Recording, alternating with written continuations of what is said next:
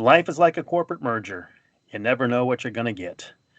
That's what fans of Cedar Fair and Six Flags Parks were thinking last week when the two chains announced plans for a merger. Hello, everybody.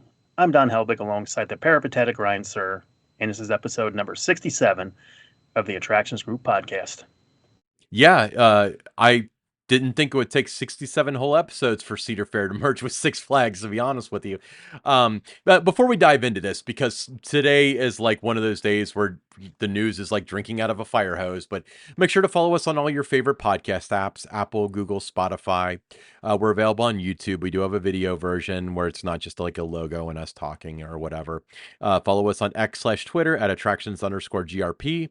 And you can find all this stuff more simply at attractionsgrouppodcast.com. So let's, All right, now, Ryan, yeah. big news last week. Some rumblings, started to come out on Wednesday and then Thursday morning. It's officially announced as everyone was waking up to the news. What were your thoughts when you heard that Six Flags and Cedar Fair announced plans for a merger? Well, what's funny is my first thought was I've heard this story before because I've heard Cedar Fair merging with Six Flags. I've heard Cedar Fair merging with SeaWorld. Cedar Fair merging with Apollo Global Management was another big one a couple decades ago. So I didn't believe it. You were the one to send me the Reuters article, and I was like, yeah, whatever. And you were like, I feel different about this. What were your thoughts when you saw the article? Well, I thought it had legs. Number one, you look at the position of where each chain was at and the debt that they'd piled up. So it was one of those things that I think they kind of needed each other.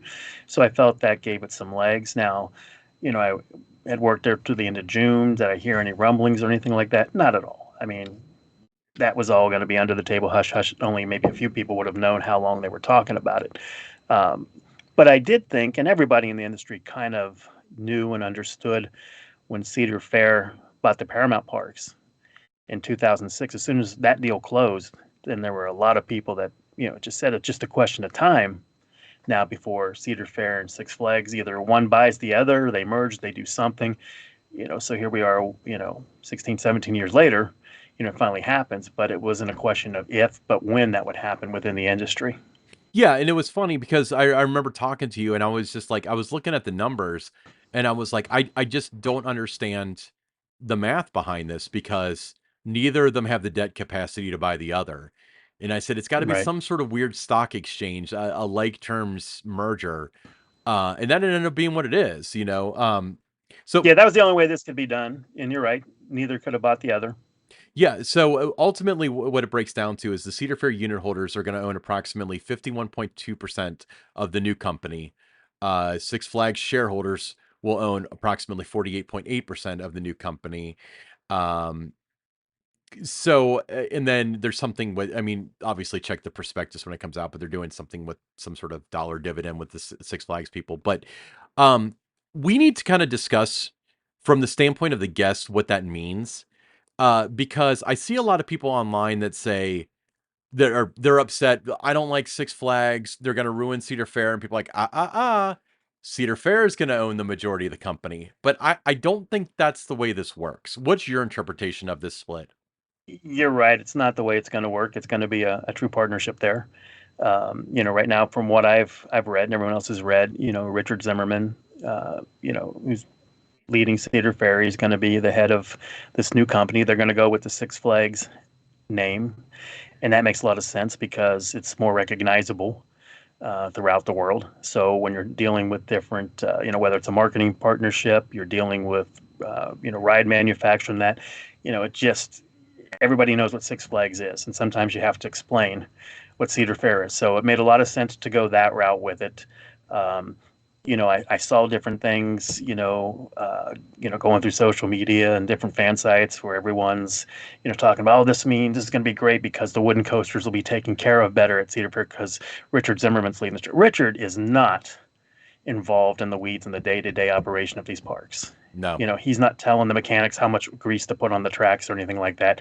His role is going to be dealing with the investors, dealing with Wall Street. He's going to be tied up in that kind of stuff. So you're going to have, other people are going to do it. But I've never gone to a Six Flags park and not had a good time. So I don't get where that always comes from. I've been many times at Six Flags over Georgia, Six Flags St. Louis, Great Adventure New Jersey. When I lived in Albany, New York, I went to Great Escape a lot of times.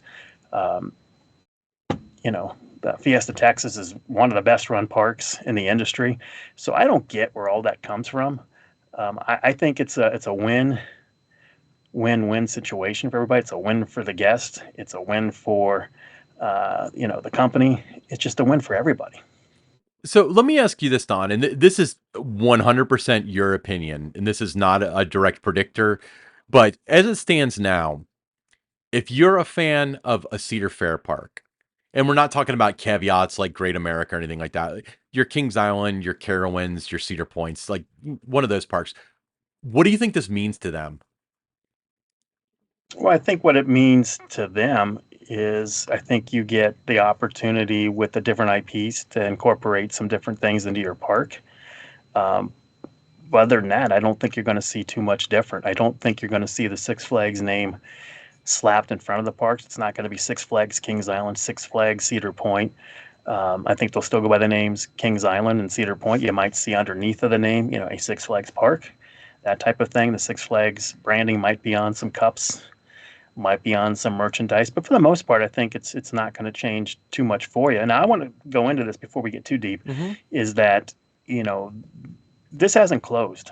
A lot can happen between now and when it's supposed to close, where it wouldn't go through. Right. So it's not a done deal. A lot of knee jerk reaction out there right away, as you would expect. When you're real passionate about a park or a chain, and something like this happens, there's always going to be that kind of reaction. But I think when you look at it, there's some great operators and great talent on the Six Flags side. There's great talent and operators on the Cedar Fair side. You put the best of these people together, and I think it's going to end up being a really good thing. I think, with the different kind of, like I talked about the IPs you could bring into the other parks, I think it allows you to have a little bit better buying power when it comes to new attractions, with the different manufacturers in that, because now you've got, what, 42 parks instead of 13 or whatever you're dealing with there. So I think there's a lot of advantages to this happening. So, I'm excited about it. I think it's the best for both parks. I think both were kind of heading in the wrong direction financially. Hmm. Um, some big notes were due in a couple years here, and I think it was. I don't think it was something that maybe the two chains, necessarily really wanted to do. Maybe a year from now they didn't want to, but I think as you get closer to those, as the debt's piling up and that, you do what you have to do, and this made sense for both of them.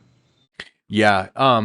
So, when we're talking about, yeah, obviously there's a lot of stuff on the back end, and I don't want to dive into that because, us pretending like we can know what they're thinking is just, malpractice. But Right. you mentioned, they might be able to share IPs. I think that's true.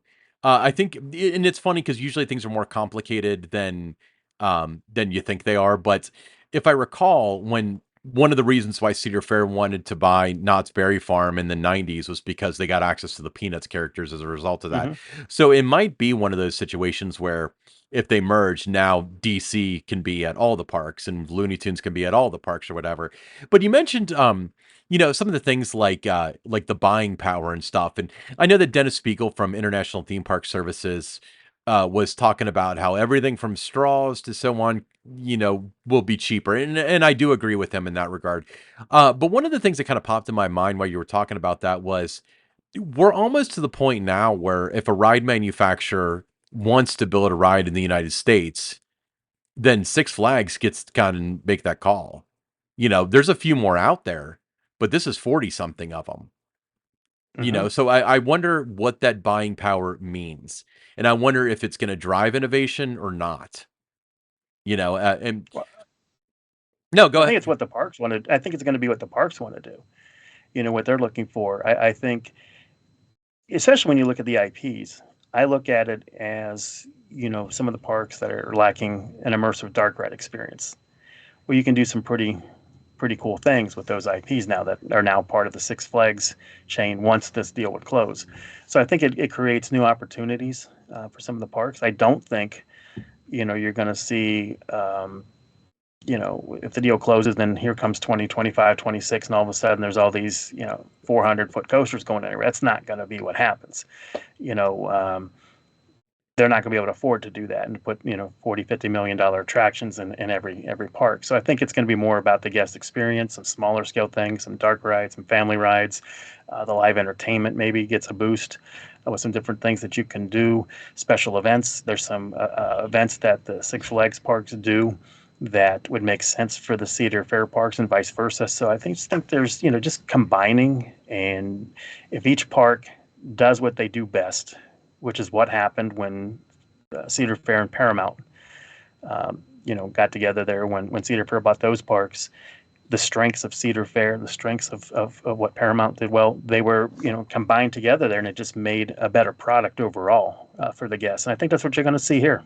Yeah, and I don't think at the time, I think this is definitely a hindsight thing, but I don't think that many of us realize, especially from the guest standpoint, that when Paramount Parks, that is, and when Cedar Fair purchased Paramount Parks, that it was so complementary to each other. Now, we know the reasons why they bought him. Dick Kinzel was very clear. Well, first of all, he had always wanted to buy Kings Island. Well, he kind of came as a package deal, but he got it. But also they wanted to diversify their portfolio in terms of, if there's a lot of rain in the Midwest or something, it's not gonna knock out attendance for a big majority of their parks or whatever. But I think the thing we didn't realize at the time was that the complimentary thing was kind of the ambition of Cedar Fair, along with the forward looking of Paramount. And what I mean by that was Cedar Fair, from its standpoint of infrastructure of the park, didn't seem to embrace technology the way that Paramount did. And Paramount was certainly not into building bigger and better and so on. Roller coasters and things of that sort. While Cedar Fair was in that game at the time, so one of the examples, and this is one of those things that's a little intricate, but they talked about it very publicly, was Gate Central. Gate Central was the admissions. I don't even know if they still use it or not, but that was the admissions program that I guess Paramount had either developed or purchased. You scan your season pass, it shows your picture, you go in, but it keeps track of attendance and all these numbers and so on. Cedar Fair had nothing like that. So they adopted that from the acquisition. That alone is probably, millions of dollars in value, plus like priceless information, from data and so on. But a lot of really good people uh, floated to the top with this. I mean, Richard Zimmerman was one of them. Tim Fisher, a lot of these people, some of them boomerang. So, like Tim Fisher went to, the traveling sideshow in, traveling roadshow in Australia, which is kind of like their Six Flags, I guess. Um, and he ended up coming back, and he was COO for a long time, and we don't know what his position is going to be within the new company, if he does have a position in the new company. But so a lot of Paramount people floated to the top, and a lot of Cedar Fair people that were ready to go also floated to the top. And I really hope that that's the case with this. My concern, honestly, is that there's a lot now. There's a lot of parks now. Now, granted, it's twice. Let's say just Six Flags in general is twice the size that it was. That's twice the revenue. Kind of lower the expenses, assuming it all goes well. But let me get your thought on this. So there's always like running jokes with parks like Michigan's Adventure, which hasn't seen a true investment in years, decades. Now that there are more parks, do those parks that are in the smaller markets get neglected more, or do they get invested in more? Like, what's your prediction, top of your head? I don't know that anything really would change one way or the other, significantly under this. I think some of them will just operate as they have. You look at Michigan's Adventure. Yeah, it'd be great to put a new ride and everything in there, but they know who they are. They know who they're drawing from, and what's their bread and butter, and it works for them. Um, so I know there's a lot of, when you're talking, the people that are talking about some of these parks being neglected, they're the ones that travel around, they've got, what had been the Platinum Pass, and, they want to see the big, Giga Coaster at Michigan's Adventure or something. You're not going to see that. That's not what that park is. So I think they'll get maybe some, some more family rides or something, but I don't think you're going to get away from who you are as a park. I think a lot of them, I mean, it's a mature industry. These parks are now, mature in the number of years they've been around. The growth potential is not significant. You're not going to draw that many more parks at Cedar Point, or that many more guests at Cedar Point or Kings Island by putting in, that big major roller coaster. It'll have a little minimal, impact, but it's not going to be great.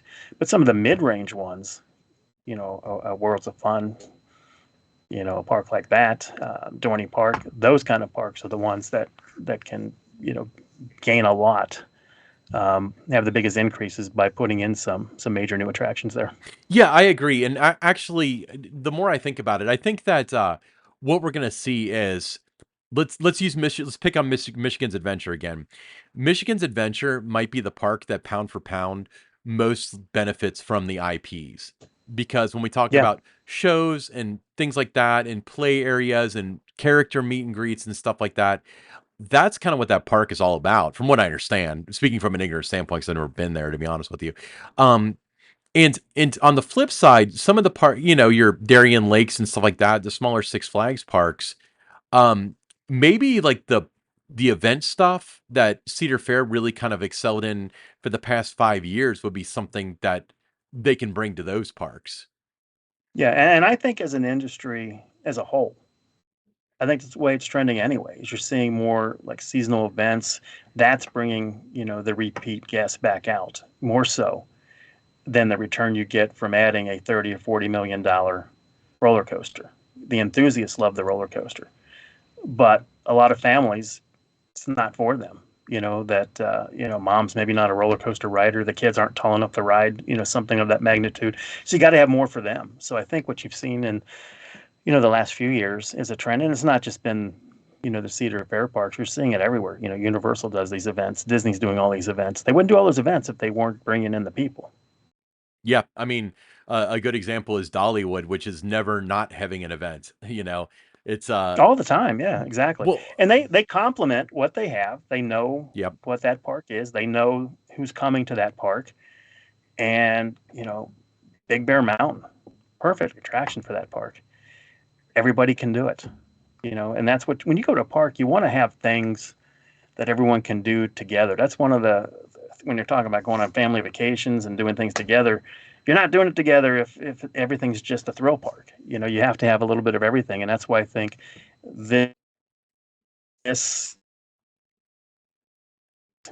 is not a done deal. A lot has to happen before it is. It can be good. It'll be good for all the guests. Okay, yeah, absolutely.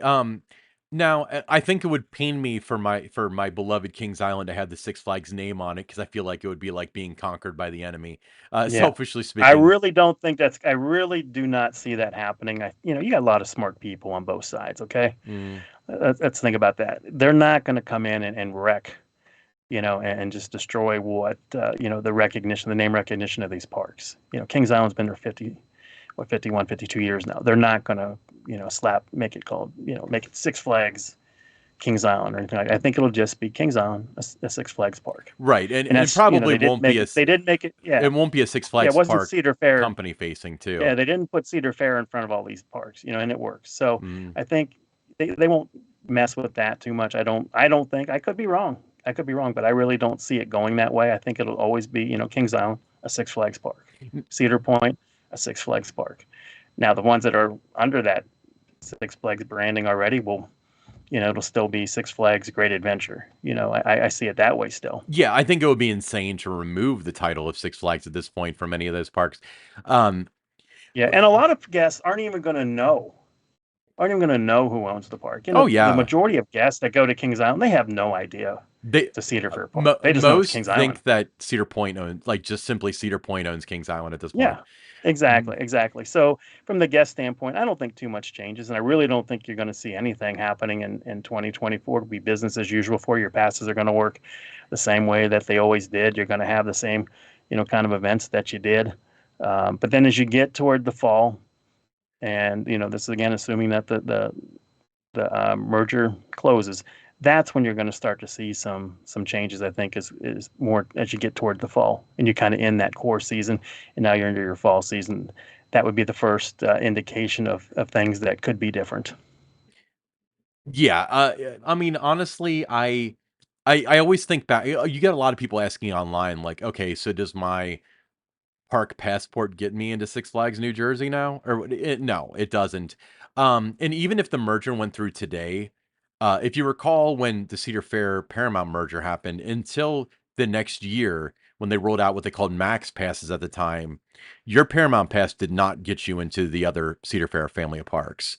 And I expect it to be the same. Probably, assuming that it finishes it's Q2, Q3 next year. If it completes, then for 2025, you'll have an offering. So that transitions to my next question. So all park passport is about $100 or so. Is that about right? If A little over 100. you're doubling the parks you can get into. Does it stay $100? Because here's the question, and let me break this down. You can get into a lot more parks, so you should logically charge more. Most people do not care about that because most people that get a all park passport are Kings Island people that go to Cedar Point and vice versa, Kings Dominion people that go to Carowinds and vice versa, and maybe a little bit of overlap besides that. So if you're saying now you can get into Six Flags over Georgia, that's going to have no perceived value to 90% of the people. But at the same time, you're adding twice the value to the pass, and you've got to do something. Yeah, I mean, I don't think it'll be an outrageous price. I mean, it's when you can tout 42 properties that you can use as pass on. Yeah, there's going to be a cost associated with that kind of value that you can go to all those places. But I think it'll still be for those who are buying the passport and want to go to all the parks, it'll still probably be within most of those people's range. I was thinking, let's say it's $100 right now, and I think prices did go up or something, but let's play with that number just for this metric. But if it went up to like 120, like I could see that. Because if you think about it from a business standpoint, and you would probably have more insight on this than I do, but if I've got a Cedar Fair Platinum Pass and I go to Kings Island a lot, there's certain costs associated with me going. If I go to Cedar Point, I mean, that's such a drop in the bucket. So I don't think that the added cost of all these extra people is going to matter.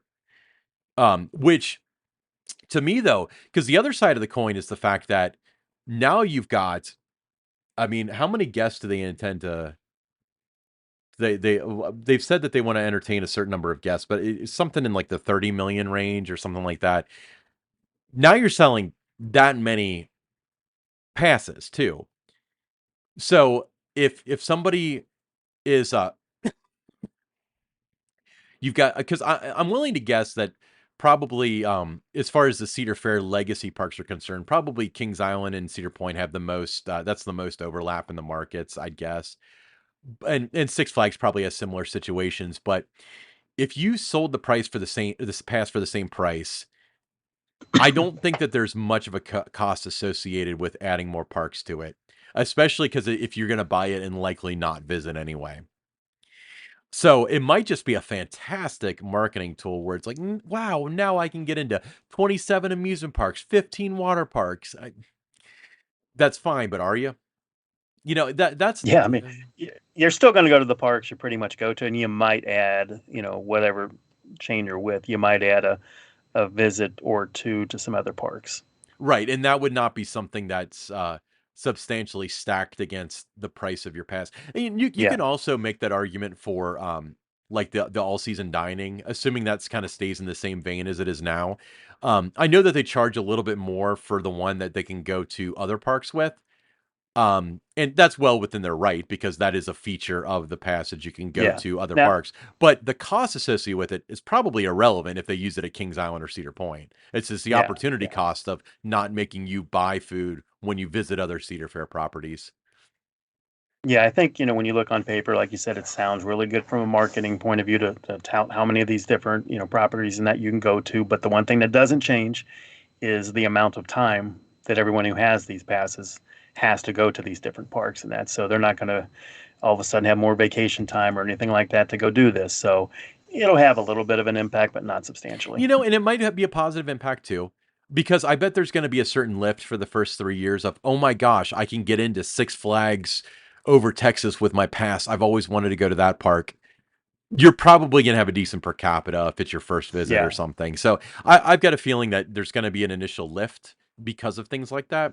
And Yeah, but then, you do that, you're not going to your other park that you always went to. So every time that you're visiting something else, you're taken away from something else for the most part, unless you suddenly have a lot of time on your hands like I do. okay, right. Yeah, some people fall into time in the middle of the summer for unknown reasons.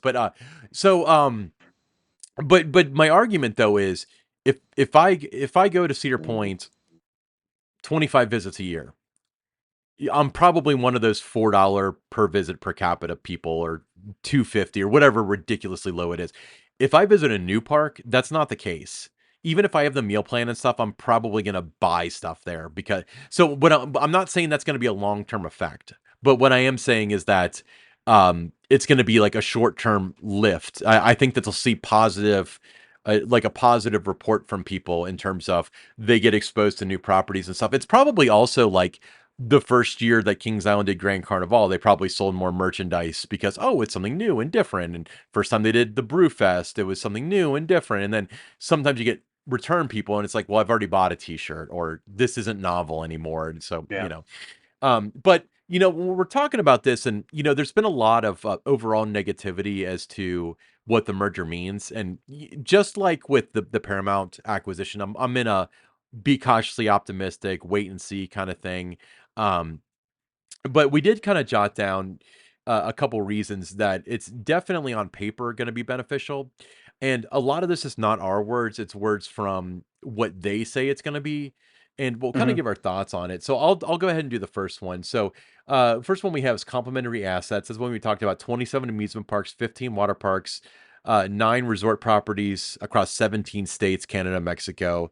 This will include iconic parks with significant brand equity and beloved intellectual properties like Looney Tunes, DC Comics, and Peanuts. So we talked a lot about DC Comics going to Cedar Fair parks, but with Peanuts going to when we talk about Peanuts going to some of the other properties, we didn't think about that. Peanuts going to Darien Lake or whatever. I think that would be kind of interesting, don't you?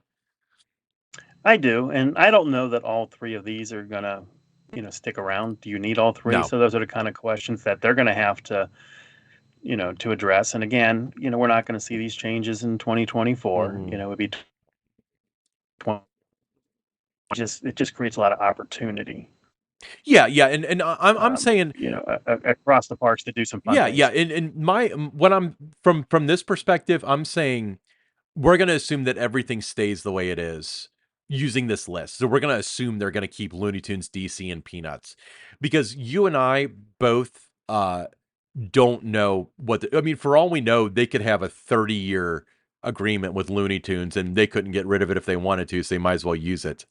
Let's operate under the assumption that they're going to keep all this because it might be smart to keep all of it.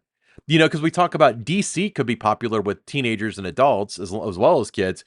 Peanuts for the little kids and Looney Tunes for the in-betweens, So I That's completely right. agree. Why don't you read off the second one? On this on this topic too, somebody messaged me the other day and they said, "Do you think this merger either helps or hurts the chances of a Phantom Theater dark ride coming back?" And what I told him was, I think what it does, it enhances the possibility of an immersive dark ride experience coming to Kings Island in the future. But what I think it would be, you're going to use one of these IPs for that because you need to leverage it. It doesn't make any sense if you got Looney Tunes, you got DC Comics, you got Peanuts, and you put a dark ride in, it has nothing to do with those. So I think if that does happen in the future, you're going to see one of the IPs leveraged into a dark ride. So you think that perhaps this did put the nail in the coffin for the Phantom Theater returns rumors for the future? I would think so. You would want to, like I said, you've got the IPs, you got to leverage them. Yeah. So moving on to the next one, diversified guest experiences. So there's minimal market overlap in park operations. It ensures a more balanced presence in year-round operating climates.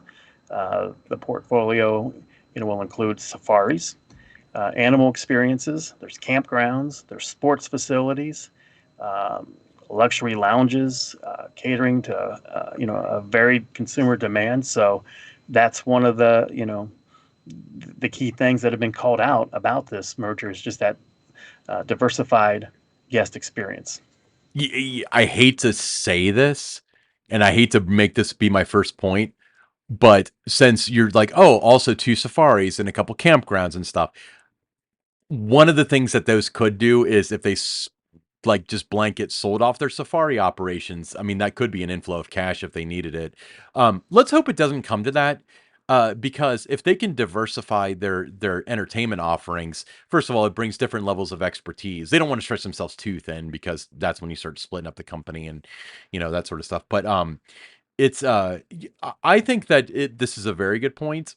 And again, when we talk about, if California has a hot summer, well, maybe in Boston it was really nice, so there's extra, attendance there. Or in the South it was rainy, so in the Midwest, like there was a little bit better attendance there. It's really good to offset it.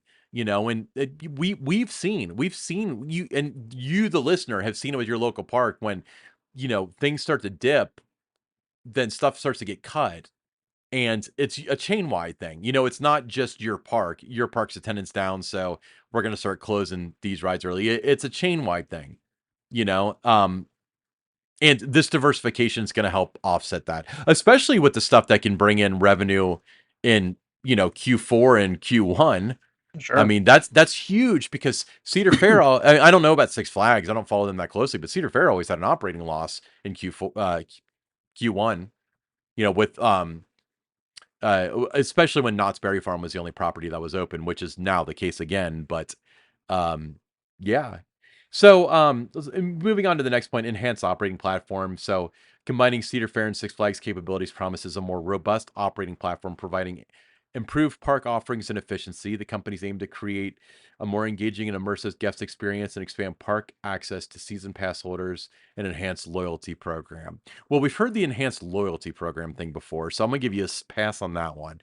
But I think that's true, and we've even seen with it. I mean, how many things when you were at Kings Island? How many things came to Kings Island and it was like we tried this at Great America? One thing that comes to mind, and this is a small thing, but it ended up being huge, is the fire on the fountain. That was something that was done at like California's Great America, and they loved it there, and now we have it too, or they have it too. It's not we. I'm not on their team, but Yeah. but I think things like that when we're trying things across 7 or 27 amusement parks, that's I hate to use the word synergy because when they were talking about the buyouts and stuff of Six Flags and SeaWorld and all that, a lot of people are saying, "Oh, there's going to be synergy between the California parks," and that's not what a synergy is. But this is, when we talk about. Yeah. Well, it goes back to what we talked about earlier is, just that opportunity to take what everyone does well and kind of spreading it across all the parks. Yeah.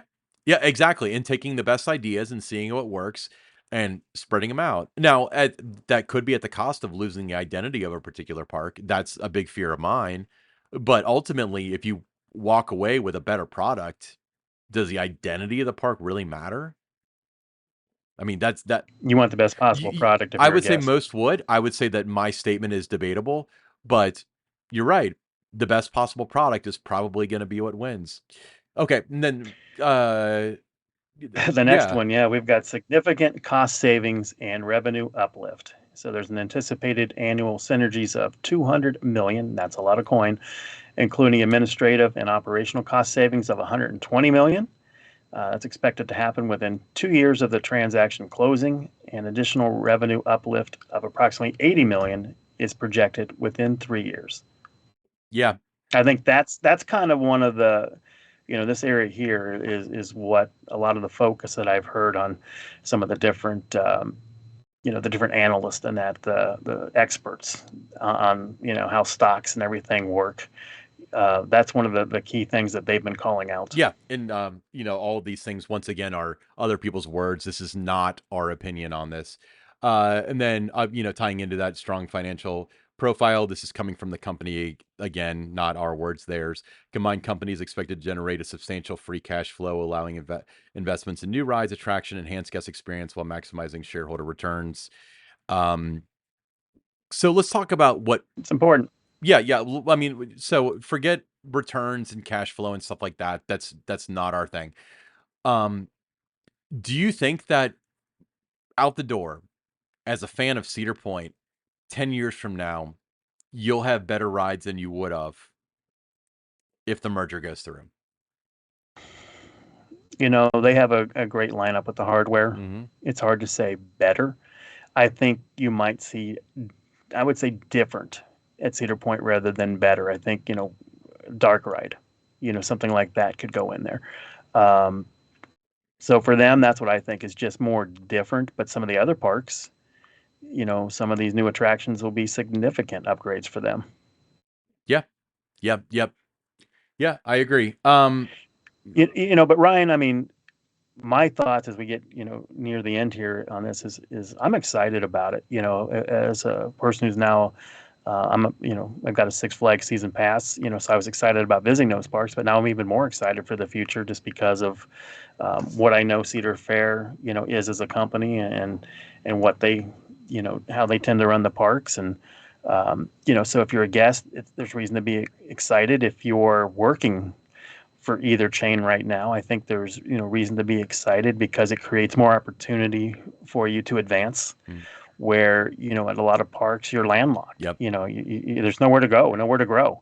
There's only maybe like two or three positions in this certain department, and that's it.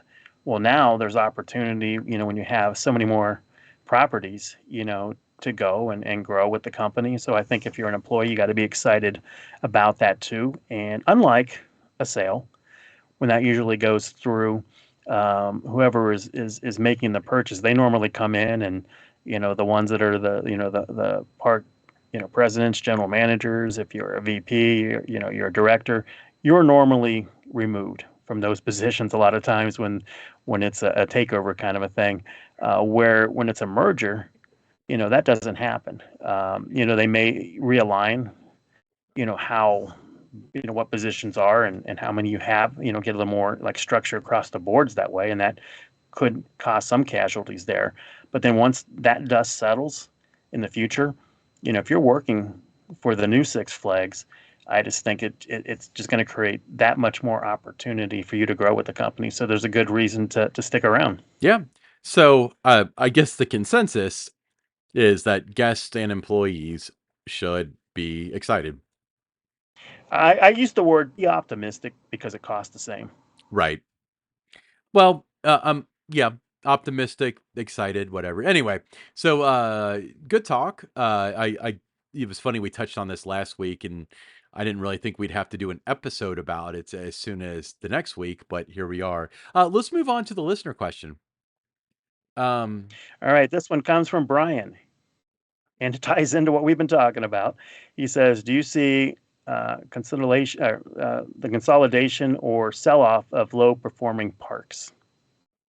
what do you mean by consolidation? Like, are you going to merge Darien Lake and Well, Michigan's Adventure? yeah, I think. Well, I don't know that. I mean, this question came in, I think, before the merger was announced. So I think that maybe they're talking about if there's parks that aren't performing well, can you see those parks being sold off in the future? um, And I think there's always that possibility.